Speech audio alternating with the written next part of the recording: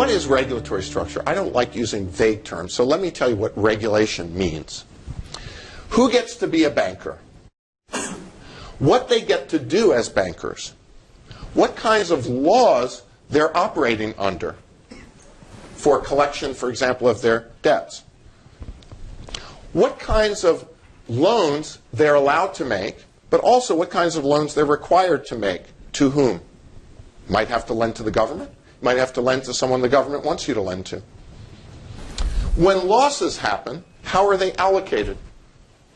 You could say, well, that's obvious. Equity holders take the first loss, then debt holders. Well, no, not really, no. You could have you could have a mortgage foreclosure moratorium. You could have a deposit insurance system. You could have bank bailouts financed by taxpayers.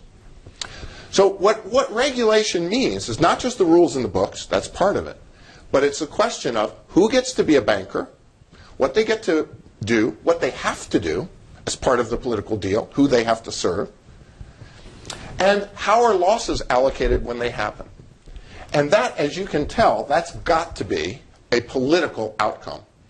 And so what we're describing here is that there are going to be coalitions of people who want those rules to be one way, maybe others who want them to be a different way. And the nature of the game of bank bargains is a struggle over what they're going to be. This is going to be played differently in different countries. There are a couple of things that are particularly useful, because you can say, well, why are we talking about banks? Isn't this true of any kind of industry? Well, the thing about banking that's interesting is two things that make it particularly important here.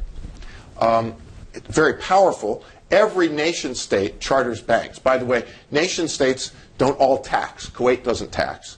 Not all nation states have armies. Costa Rica doesn't have an army. But every nation state charters banks.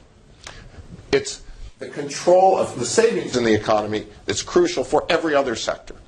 That's one element that makes it different. Another element that makes it different is it's very useful to accomplish certain political objectives off of the government's budget. Banking system regulation is a way to do things that aren't necessarily apparent to everyone. You have certain people who get access to credit. It's not something that there has to be legislation about. There simply are agreements, rules, and when there is a tax and transfer scheme that benefits some at the expense of others, it's not necessarily written down in a law, and many people aren't even aware of it. So the fact that banks can be a way through the regulatory process to, in a more easy way than on budget, to actually create winners and losers, transfers and taxes, and that you can do it in a way that's not visible ex post. So it's not necessarily so clear ex ante, and it's not clear ex post. That's very politically useful.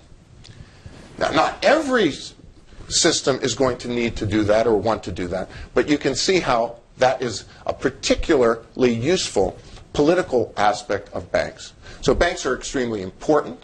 There's a huge amount of resources at stake here, and they can be extremely useful as political tools precisely because they're not so transparent.